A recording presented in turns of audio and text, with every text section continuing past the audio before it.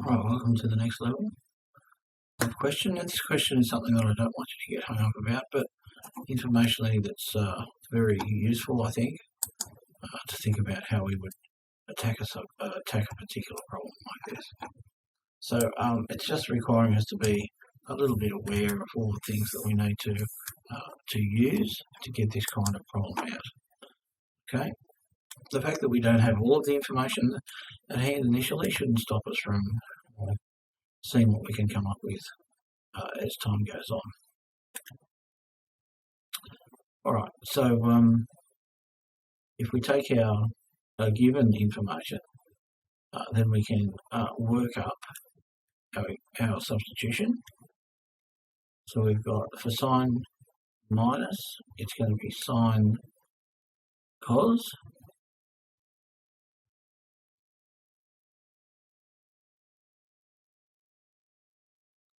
And it's going to be minus cos alpha sine beta.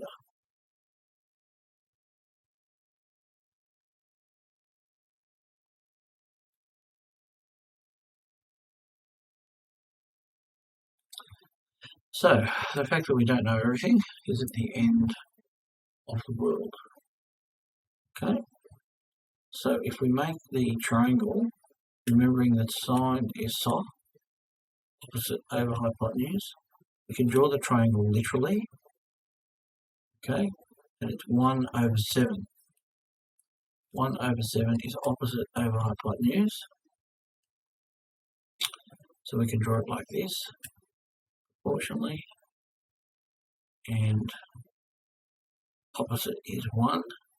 Hypotenuse in this case is 7. 1 over 7. And we don't know the cos value, if you like. For this one here, that's for alpha. Again, sine is opposite over hypotenuse, and this time it's an opposite over hypotenuse of 2 over 3. So that's a bit squarer. 2 over 3. So opposite over hypotenuse. That's for the angle beta. Okay. So we've got our two little triangles. Now we don't know x in either case. Okay, but we've got the ratio. So now we can put x together here, find this x and find this x. Okay, so it's very, very straightforward. So I'm just keeping up here for the moment. I'll do this one here. 3 squared is going to be equal to 2 squared. So straight out of Pythagoras, plus x squared. So therefore x will be equal to the square root of 3 squared minus 2 squared, which is 4. So we're going to get square root of 5, which equals the square root of 5. So the cos for that one then, cos beta would be square root of 5 adjacent over hypotenuse. So cos beta would be equal to root 5 over 3. Now, what made this one negative?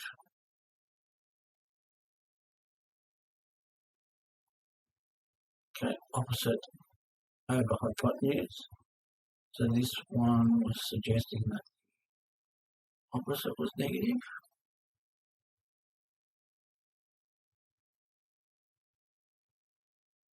So where is sine negative?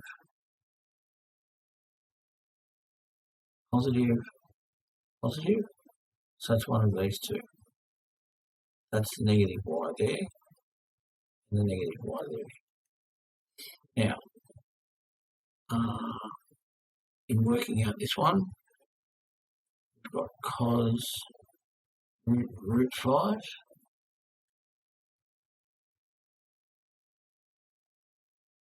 So I think x is positive. So it tells us actually it's in the fourth quadrant. So it's this one, x remains positive. So that information together tells us. This one over here, it's in the second quadrant, which is here. So y's are positive, but it means x is negative. So it means whatever we do here, x will be equal to the square root of 7 squared, which is 49 plus 1. So it's 7 to 49 minus 1, which would be the square root of 48. You can do Pythagoras, okay, which is 4 root 3 if we go and decompile our gymnastics on that. 6 8 to 48, 8, so that's 4 root 3. So sine, cos, there you go, I'm writing sine. So thinking cos and writing sine. So cos alpha is equal to 4 adjacent over hypotenuse.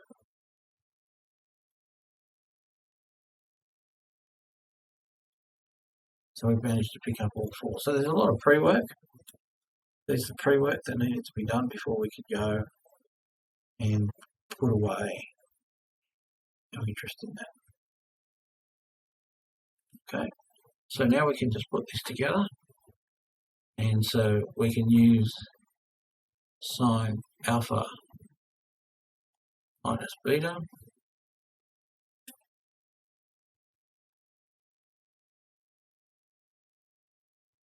and if we follow this up here, putting sine alpha first,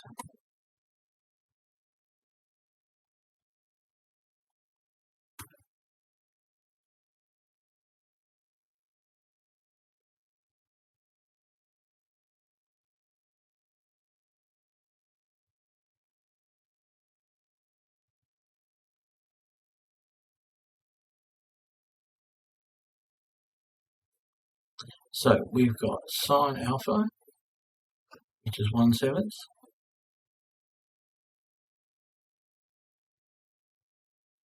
times cos beta, which is root 5 on 3,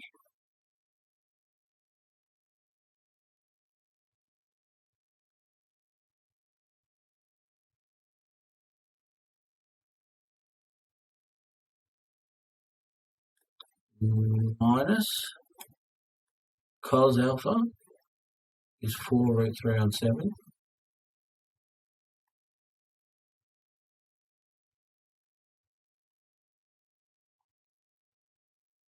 and finally sine beta.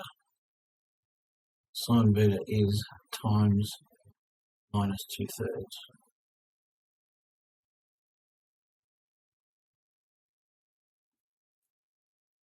So we'll get a minus times a minus is a plus. So we'll get root 5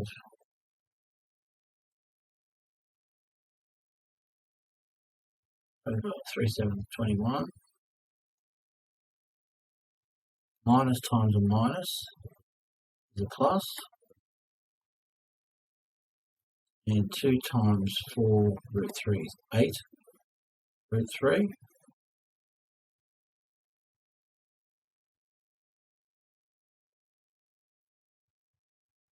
And 3/7s are 21.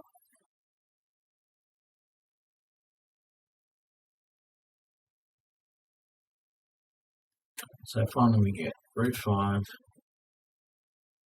because the apples and oranges are different.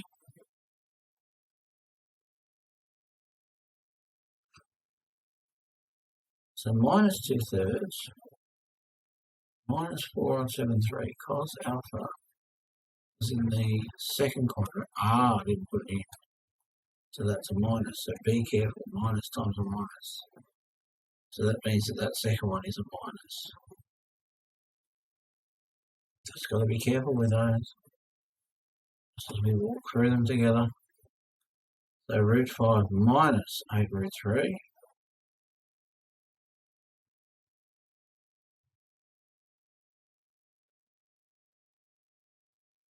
over same family. And that's our final one. All right. So what we'll do is we'll have a look at some double angle formulas. It's just that's a nice one to finish off on. A lot of pre-work required there. A lot of taking into account the plus and minus, just to make sure that you get the accuracy there. Now, if we put beta equals alpha, we'll get these. So these are often used in mathematics. Okay, instead of saying sine 2 alpha is sine alpha plus alpha, isn't it? That's the same as saying alpha plus alpha. So that's sine apple plus apple is 2 apples. Same here, alpha plus alpha. So as you walk through these, we're the same equations as before, but now we get 2 lots of sine cos. For cos, we get this arrangement here, and we can use any combination of these together in pairs, so we could use that in pairs, okay, and we could use this in pairs with that one, and so on and so forth. So there's a lot that we can use. Okay, I'll let you have a think about putting that together as sine alpha plus alpha. Now, let's have a look at how we can manipulate these, okay? If we take a look at this pair here, okay, if we take a look at this pair here, we can bring it out and we can say that sine squared alpha is equal to 1 minus cos squared alpha.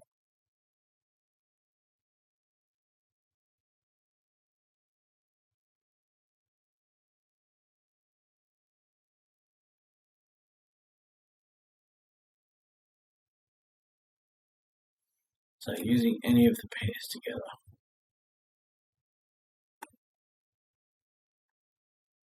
Or possibilities. Okay.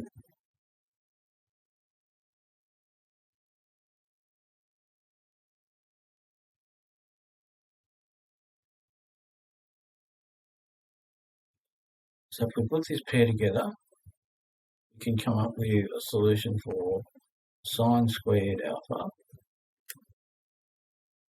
which would be equal to 1 minus cos squared alpha.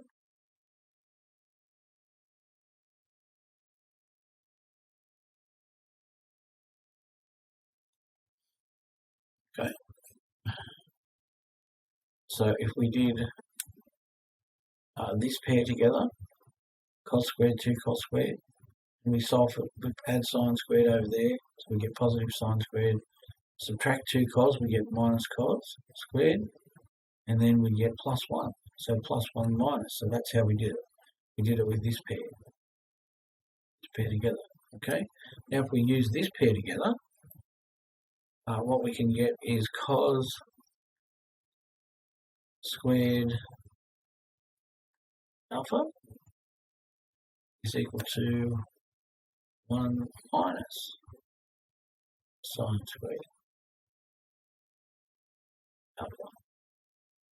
So we've got a couple of things that we can use already. And that's notwithstanding that we can call them this one as well. Okay? Depending if we invoke that. Alright, so we've got cos squared x. What's cos squared x? Cos 2x, bit of pre-work, using cos 2x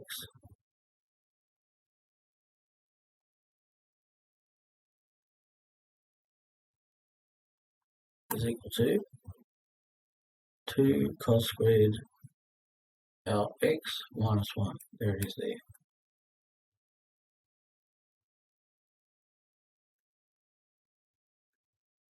We're just using a convenient, because we can, substitution. Okay. Now if we rearrange for cos squared x, okay, we will add 1, so we'll get cos 2x plus 1.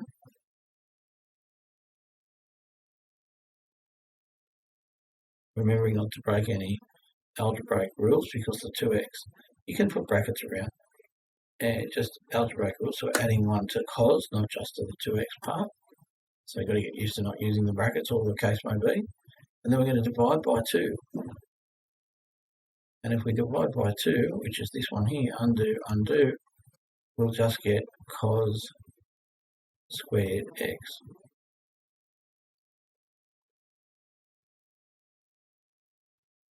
Okay, cos squared x.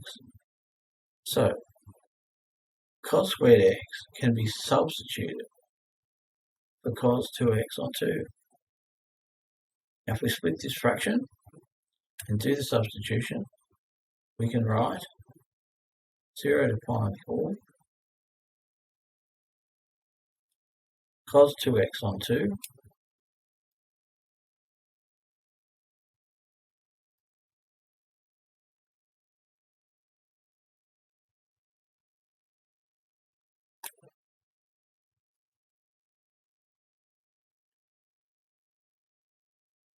That's the result of adding fractions. So we're going to the previous step. Okay, now this one here then is the one that we can integrate. Okay, so the integral of this will be a u substitution. Okay, now if I don't use a u substitution, I can use the results. Okay, so if I do cos 2x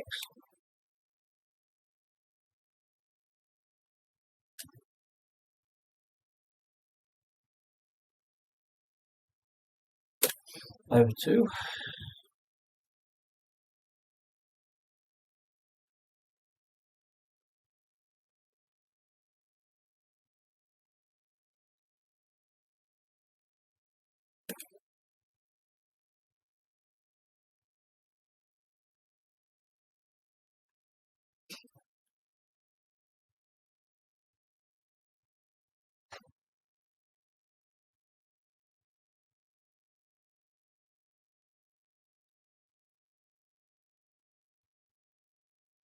so are you there? Yep. Are you there? Yep. So we get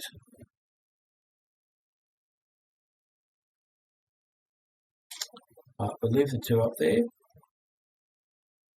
No, we can't do that. We've got to remove the 2. And that's fine.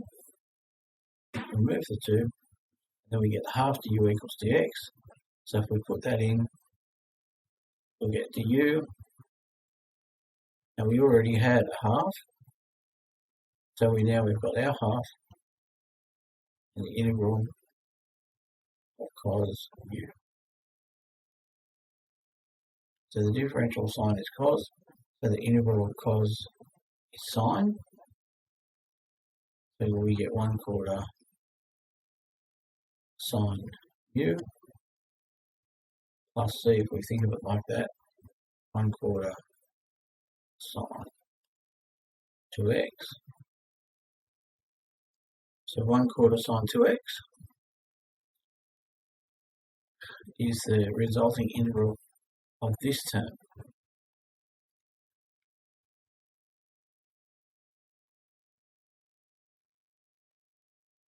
So we'll end up with, we come down now,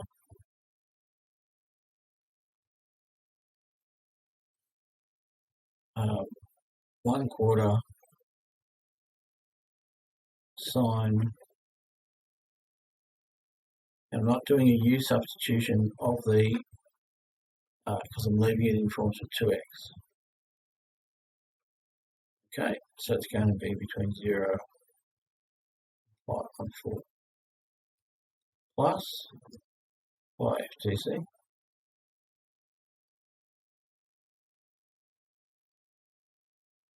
plus the integral of half is x on 2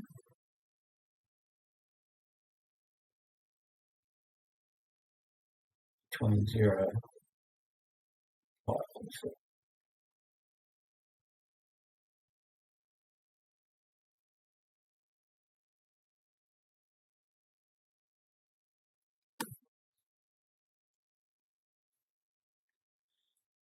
So if we put the zeros in, the second one will be gone.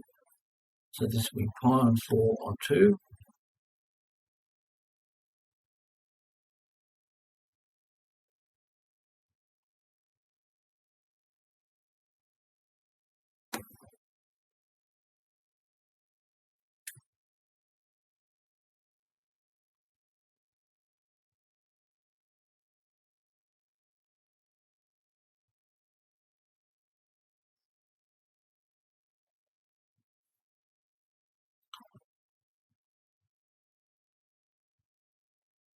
So we use our scaffolding.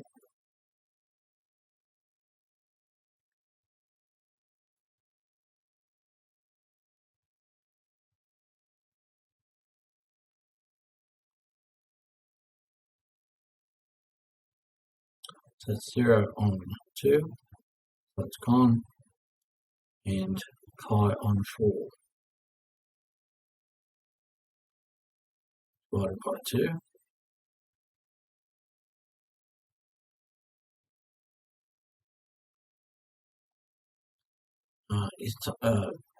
Pi on 4 divided by 2 over 1 is times 1 over 2.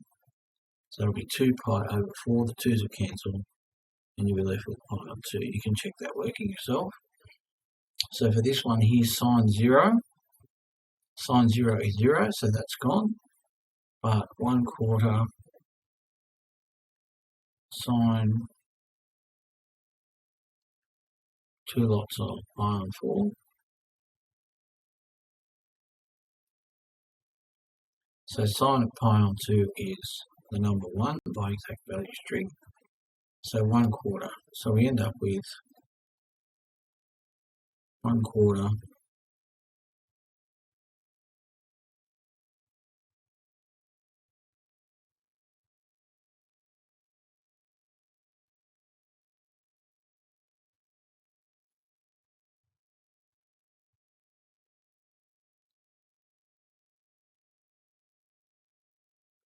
so x, we get the half just conjures an x.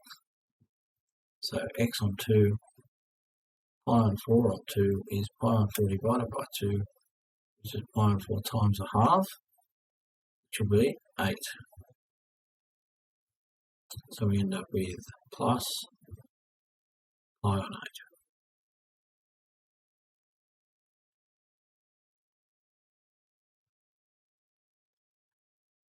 That's our final version. Alright, so some of these are very interesting, using all of the bits and pieces that we've had in previous lessons, and so that's important. Now we'll come back to that one, and I'll do that one in the next video, actually.